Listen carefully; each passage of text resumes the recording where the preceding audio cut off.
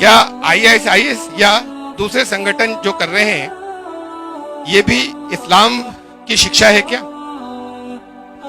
देखिए, पहले तो मैं बहुत शॉर्ट में एक जो मैं मानता हूं उसे कह दूं, उसके बाद उसे मैं बहुत, वो भी चूंकि ज्यादा समय नहीं है इसलिए कि उसके बाद शॉर्ट में उसे सिद्ध करूंगा। आतंकवाद कहलाता है वो लोग दावा कर रहे हैं कि हम जिहाद कर रहे हैं। अगर वो आतंकवाद है, मैं इसकी बात करूंगा बात को, जिहाद है तो बड़ी अच्छी चीज है, हम सबको साथ देना चाहिए। अगर आतंकवाद है तो आतंकवादी इस सारी सृष्टि के अंदर सबसे बुरी सृष्टि है, लेकिन आतंकवादियों में के अंदर जो धर्म के नाम पर आतंकवाद करता है वो उन आतंकवादियों के अंदर सबसे बुरी सृष्टि है, सबसे गई गुजरी। लिट्टे के लोग थे, तमिल टाइगर्स, उन्होंने धर्म का नाम तो नहीं लिया, वो थे अपने, जिस वजह से भी आतंकवादी थे वो, लेकिन उन्होंने धर्म से नहीं जोड़ा उसे। जो लोग आयरलैंड के अंदर आतंकवादी थे उन्होंने उसको धर्म से नहीं जोड़ा। ठीक है, थे आतंकवादी बुरे थे, आतंकवादी हमेशा बुरा है, चाहे उनका कॉज अच्छा हो, लेकिन पब्लिक को और आवाम के ऊपर ये जैसे वो हमले करते थे, आतंकवाद तो हर हाल में बुरा है, लेकिन जिन्होंने उसको धर्म से जोड़ दिया वो सबसे घिनौनी सृष्टि है। इस सृष्टि यहाँ की बात इसकी हो कि क्या वो जिनका आपने मुझसे पूछा कि वो जिहाद कर रहे हैं, मैं बहुत मुख्तसर सी चंद बातें पहले रख दूं कि जिहाद किसे कहते हैं। कुरान शरीफ के अंदर जिहाद लड़ाई के लिए कहीं नहीं आया। लड़ाई को अरबी जबान के अंदर या कुरान की भाषा में क़िताल कहते हैं। जिहाद कहते हैं निरंतर प्रयास, किस चीज का प्रयास?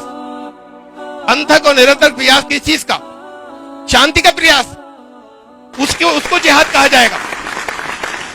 जिहाद लड़ाई को नहीं कहते। हाँ, शांति का कोई प्रयास कर रहा है, मान लीजिए भाई है, ये शांति का प्रयास करने में लगे कुछ लोग, मुझे नहीं अच्छा लगा, अब मैं बातों से अपनी नहीं रोक पा रहा तो जाके मैं अटैक करता हूं, हमला करता हूं। तो फिर कुछ परिस्थितियां शांति के प्रयास में भी ऐसी आ सकती हैं कि जहां लड़ाई जरूरी हो जाए। जैसे श्री कृष्ण ने कहा था पांडवों से कि अभी तुम अगर हटोगे तो अधर्म हो जाएगा और इस समय लड़ना तुम्हारा धर्म है।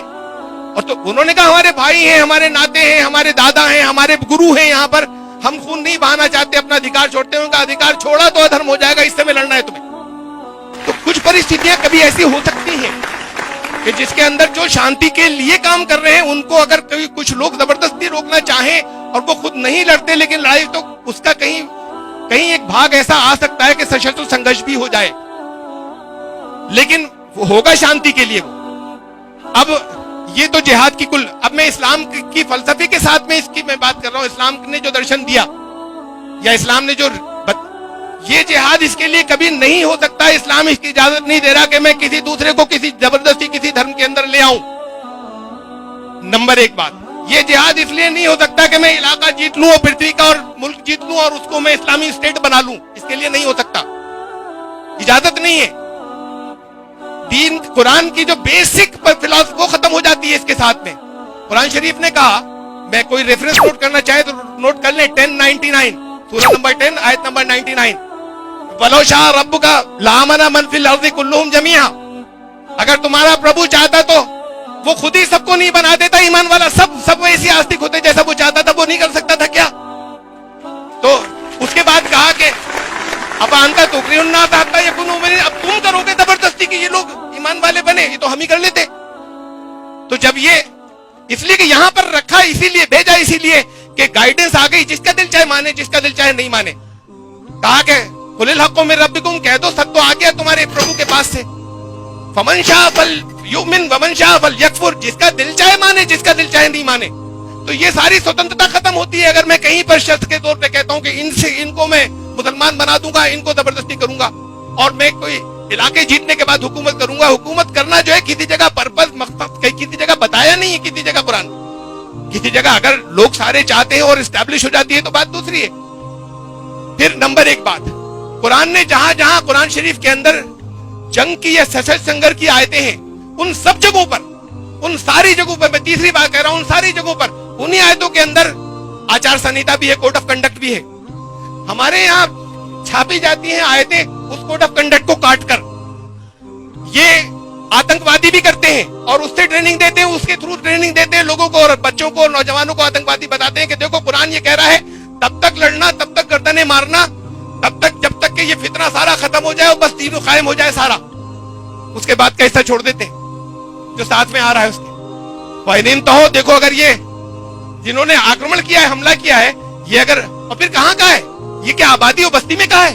युद्ध क्षेत्र के अंदर कहा कि वहां युद्ध क्षेत्र के अंदर तो फिर जो तुम्हारे जो शत्रु है उनके साथ रियायत मत करना, जो श्री कृष्ण ने कहा था। लेकिन साथ में एक आचार संहिता फौरन रखी, जिसको काट दिया जाता है उसे नहीं छापा जाता, फौरन साथ में। वाहिनीन तो हो वला उद्वाना इल्ला अला ज़ालिमीन। लेकिन अगर वो उस ज्यादती करने से रुक जाएं या बाद आ जाएं, उसके बाद लड़ाई नहीं होगी, फिर कोई वरना ज्यादती हो जाएगी तुम्हारे पास से। कुरान ने कहा कि अगर, अच्छा कब आएंगे? वइन जनाहुल इस्सल्म, अगर वो संधि के का तुम्हारे पास संदेश भेजे, पैगाम भेजे, वजना ला, तो संधि का पैगाम तुम्हें एक्सेप्ट करना होगा। जब आक्रमणकारी भी वही है, हमला करने की इजाजत नहीं दे रहा, हमला भी उन्होंने किया, अब वो संधि का संदेश भेज रहे हैं, कब भेजेंगे? तो जब भी भेजेंगे जब हार रहे होंगे उस वक्त। तो फिर कुरान ये बात अपने दिल में आती है तो उसे कह भी दिया, उसने कहा कि वही युरीदू यफ्तहू का, अगर इनकी नियत धोखा देने की, संधि ने मत हटना, लड़ाई के बीच में अगर वही लोग कह रहे हैं जिन्होंने हमला किया था, अगर उनका इरादा धोने का होगा फइन्ना हस्बकल्लाह, तो तुम ईश्वर को अपने लिए काफी समझ ले, लेकिन संधि से मत हटना। इस हिस्से को काट दिया जाता है, तो इसको, इन चीजों को काट कर रखा जाता है और कहा और इनको ही काटने के बाद वो लोग भी जो यहाँ पर इस्लाम से नफरत करते हैं और जो करते हैं नफरत, उसमें मेरा कसूर है, वो कसूरवार नहीं है, सबसे बड़ा कसूरवार मैं हूं, और वो है जो यहाँ पर खड़े हुए मुसलमान अपने आप को कह रहे हैं कसूरवार ये है। अगर वो नफरत करते हैं, सही करते हैं, फिर उस आपने कहीं पहुंचाया, आपने कहीं बताया, आपने कुछ सिद्ध किया, आपने साबित किया, आपका जो कंडक्ट या अमल नजर आ रहा है वो क्या है? जो कुछ आपने यहाँ पर आईएसएस का मुझे प्रश्न भेजा है, ये आईएसएस क्या कर रही है? अच्छा ठीक है, मान लीजिए वो कहें कि हम शांति के लिए लड़ रहे हैं, हम इस्लामी स्टेट बनाना चाह रहे हैं, तो ईसाइयों को क्यों मारा? तो दुरेस को क्यों मारा? तो फिर वहां पर उन्होंने यजीदियों को क्यों मारा? उनकी औरतों को अपने यहां रखने के बाद, बांदी बनाने के बाद, उनके साथ में शारीरिक संपर्क उनका इस्लाम जायज कह रहा है। इतनी घिनौनी बात कि उनको ये क्यों किया साथ में? तो ये सारी चीजें इस्लामी स्टेट की बातें, ये इस्लाम के कंडक्ट है। ये इस्लाम तो जबरदस्ती किसी जगह कहता नहीं। इस्लामी स्टेट पीस से कायम होती है जहां होती है, और लोगों की इच्छा और मर्जी से होती है, हथियारों से नहीं होती। यहाँ इस्लामी हथियार लेकर खड़े हुए, अभी कोई जो जमीन का टुकड़ा नहीं था, डिक्लेयर कर दी इस्लामी स्टेट, डिक्लेयर ही नहीं की जा सकती। हर चीज गलत है, हर चीज इस्लाम के हिसाब से इलीगल है। और फिर एक आचार संहिता पैगंबर हज़रत मोहम्मद सल्लल्लाहु अलैहि वसल्लम ने भी दी। ये तो कुरान की बात मैंने की थी, और मैं बहुत सी बातें कहता हूं, बहुत आयतें सुनाता, समय नहीं है इसलिए इसको बहुत लंबा नहीं लेके चल रहा मैं। एक आचार संहिता खुद पैगंबर प्रॉफिट मोहम्मद ने भी दी युद्ध क्षेत्र के लिए। उन्होंने कहा बच्चों पे हाथ नहीं उठेगा युद्ध क्षेत्र में, बस्ती की बात नहीं हो रही, महिलाओं पे हाथ नहीं उठाया जाएगा, बूढ़ों पर हाथ नहीं उठाया जाएगा, मजदूरों पर हाथ नहीं उठाया जाएगा, फलदार वृक्ष नहीं काटे जाएंगे, आग नहीं लगाई जाएगी, धर्मस्थलों को किसी के नहीं तोड़ा जाएगा, कुछ और भी है। तो अब नहीं, अभी बात बाकी है, इसमें बड़ी इंपॉर्टेंट बात बाकी है।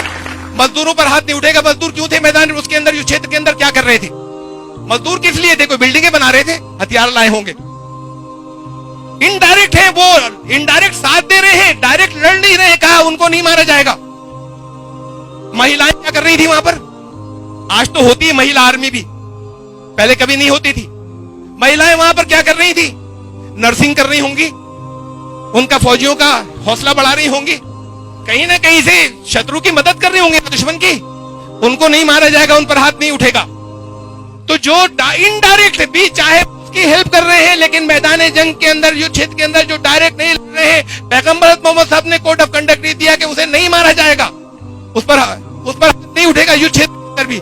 जिसने ये शिक्षा दी है वो इसकी इजाजत देगा कि आने के बाद, एक गन लेके आने के बाद किसी जगह पे होगा ये हमारे दुश्मन है, ये उनके समर्थक है, और एक तरफ से आप शूट करना शुरू कर दे, और बेकसूर नहीं, वो भी जो उनके समर्थक सचमुच है उन पर भी हाथ नहीं उठ सकता, इसलिए कि डायरेक्ट नहीं लड़ रहे हैं। तो जिसने ये कोड ऑफ कंडक्ट दिया है वो कुछ चीजें काटकर, गलत चीजें दिखाने के बाद फिर लोगों को आतंकवादी बनाते हैं, और उस पर साथ में अपना नाम जिहाद कर लेते हैं, मुजाहिदीन कहते हैं। कम से कम इतनी बात तो होनी चाहिए कि मुजाहिदीन कहना बंद कर दें, जिससे जिहाद का नाम देना बंद कर दें। जिहाद तो इतनी पवित्र चीज है कि मुझे और सनातन धर्मियों हिंदुओं को आइए हम सब मिलकर जिहाद करें इन तमाम चीजों के खिलाफ। तो जिहाद के लिए तो हम आह्वान देते हैं।